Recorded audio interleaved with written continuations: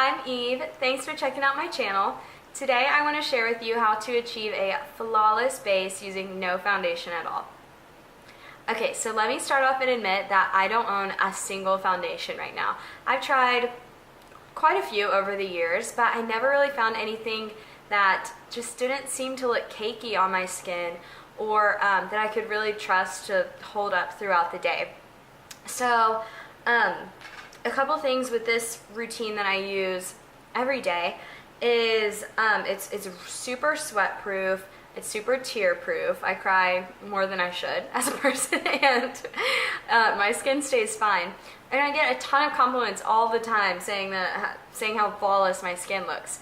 Not to sound annoying, but so like of course I try really hard with my skincare and everything. But I think like 85% of the compliments come from this routine. So yeah, if you are interested in learning how to get a flawless face using no foundation, then just keep watching. Okay, so after skincare, I think the number one thing to achieving flawless makeup is primer. I mean, there's so many made for such specific reasons that will allow you to achieve exactly what you want or fix whatever little problem you need to get your skin looking flawless with makeup. So one of the problems I kind of have with my skin is enlarged pores, especially on the sides of my nose. I hate the way it looks. So right now, well, I've gone through quite a few tubes of this. I use the Maybelline Baby Skin Pore Instant Pore Eraser. It's pretty good. You could probably go a step up in quality. I really like the Makeup Forever smoothing one. Professional is pretty good. I mean, that's like a cult classic. I'm really interested in trying that Kane and Austin one that Casey Holmes always uses. It sounds like it works pretty well. But yeah, I use this right now. So let me just grab a little bit of this on my finger and rub it between my hand. I really focus this in the T-zone. On my chin, definitely on the sides of my nose. I kind of bring it out to where I might have like a little bit of texture on my cheeks. Even put a little bit like over my eyes, kind of under my eyes a little bit. And really make sure it's smoothed in there. Okay, so then the next thing I go in with is another primer. It is the Becca Backlight Priming Filter. I am obsessed with this stuff. Like, look at this bottle. You can tell. I think I've used this every day for like over a year. I don't really know how I still have any left. But yeah, I just take kind of a small pump of this and just to add a little bit of glow. I kind of almost put this like mostly where you would put highlight, but you can be a little more generous because it's just a primer. So I even like put some on my nose, bring a little on my chin. You're probably thinking I'm pretty aggressive with my skin. I should maybe be a little more gentle, but whatever. Okay, so I really focus this on like the tops of my cheeks, temples, right over my eyebrows. Now, of course, if you have, more oily skin or something, you don't want to do that, then just adjust the primers however you want. Okay, so we are primed and ready to go. My secret weapon for full coverage, flawless skin that lasts all day, MAC Prolongwear Concealer. I can't even tell you how many tubes of this I've gone through, and MAC has the thing where like if you bring in 6 empty bottles of this, you get a free lipstick, and that's basically how I've gotten any and all MAC lipsticks I've ever gotten because I love this stuff. So I use the shade NW20 all over my face. I know, I'm really pale. Okay, so I take a couple of pumps of this on the back of my hand, and I go in with my very, very damp beauty blender. Now, let me say, I would not use this concealer without a damp beauty blender in a million years. I think it's way too thick and kind of tacky to where it would not look good with a brush. But with this damp beauty blender, it gives you such a nice thin layer of full coverage. It applies so nice, even with a little bit of glow. So I always take like the most product I have, so like that first grab. Sorry, I'm gonna kind of look to the side a little bit because that's where my mirror is. And take that on my cheeks, next big grab on my cheeks. Over my nose.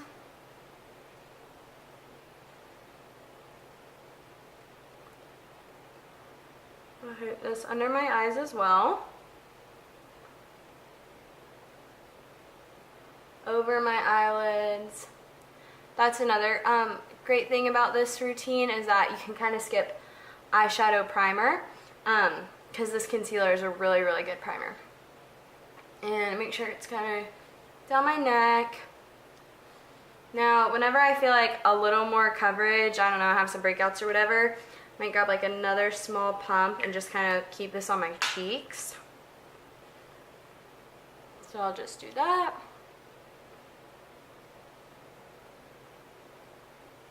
And this is just the Real Techniques Miracle Beauty Sponge, whatever. So then I kind of make sure everything's really pressed in. I take the back flat side. And just kind of go over everything. I really make sure this is pressed into my skin. I think that's how you get it as long lasting as possible.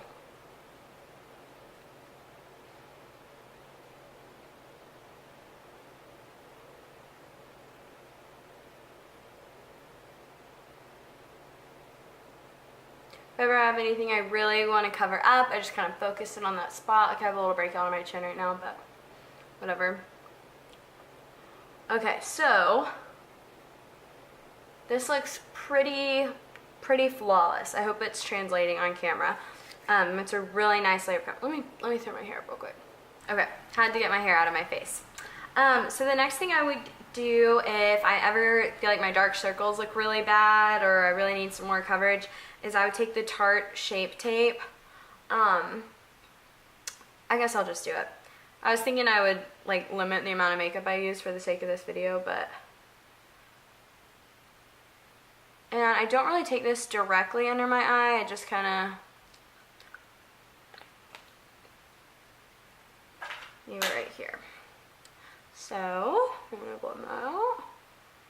I definitely don't do this step on a daily basis just because I'm not really, I don't know, not that worried about under eyes.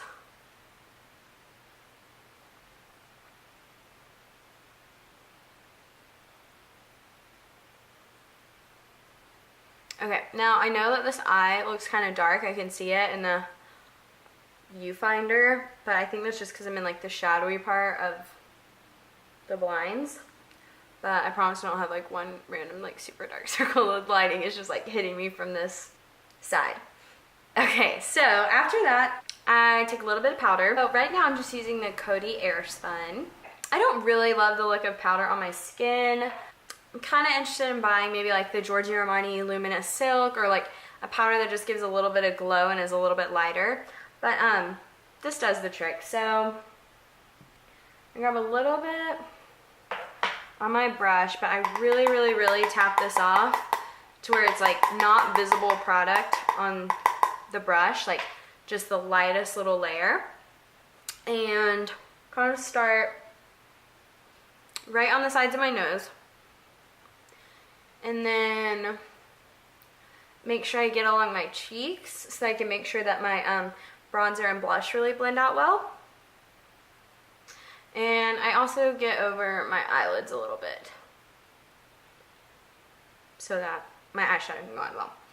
Alright, so, and because I said I don't really like the look of powder on my skin, kind of one of my tips is to go back in with this beauty blender that's now a little bit less damp, but still works, and just kind of press all over my face again to make sure that powder is really soaked in and give it a less dry, cakey look. Okay, so here we are now. We're set and ready to go. I am going to go ahead and put on my bronzer and blush for you just so you can kind of see the finished look, see that everything blends well, just as if you were using a regular foundation. Now, I think the blush, bronzer, whatever makeup you put on top is another, you know, adds to the aspect of your makeup looking really airbrushed. So I find that baked products work really well to give that effect. A bronzer that I use all the time, I'm so obsessed with, is the Physicians Formula Butter Bronzer. It works amazingly well, and as you probably know, it smells so good. Now you can see my base is done. Well, you can tell, pretty full coverage. And honestly, like as the next hour or so goes on, this literally, it just keeps looking better. So that's awesome.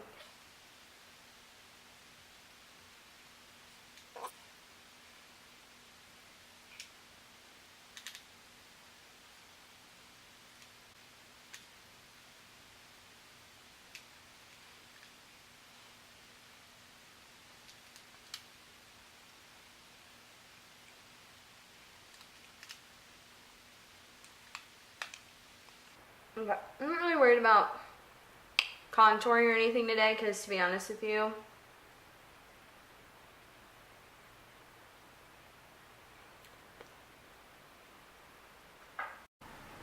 okay, my bronzer looks a little splotchy on this side, so I keep staring at, but again, I really think it's just like the lines being weird, so please disregard that, and if I do a makeup tutorial, then I will be sure to face the light head on, because I'm like, oh my gosh, it looks not cute.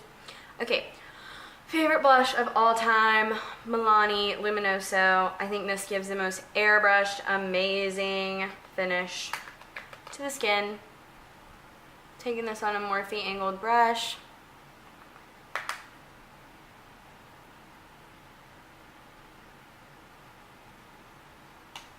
And just blending that back. I'm gonna throw on some highlight real quick. Have a nice old beat up Physicians Formula, what is this? Riviera Strip Highlight. And I'm just gonna dab a little bit of that on the tops of my cheeks, right under my eyebrow.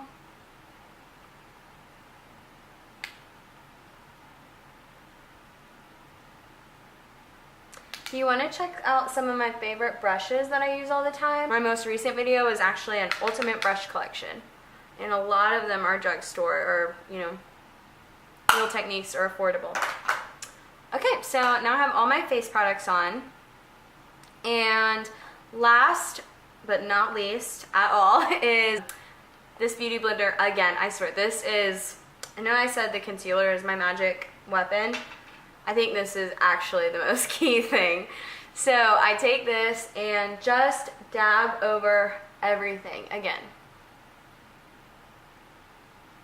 to make sure it is so pressed and melted in, nothing looks powdery, cakey, anything. And then another thing you can kind of do is like where you initially had the product on the tip of the sponge, I don't know why I'm showing you this, is kind of gross, is like for the most subtle appearance of a kind of contour is like take that and just kind of like press, drag it under your bronzer, just kind of clean up that area.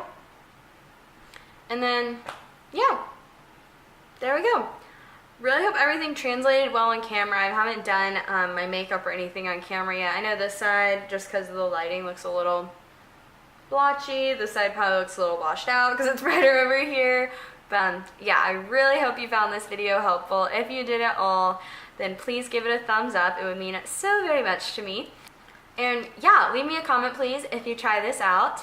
Thanks again so much for watching, and I will see you next time. Bye!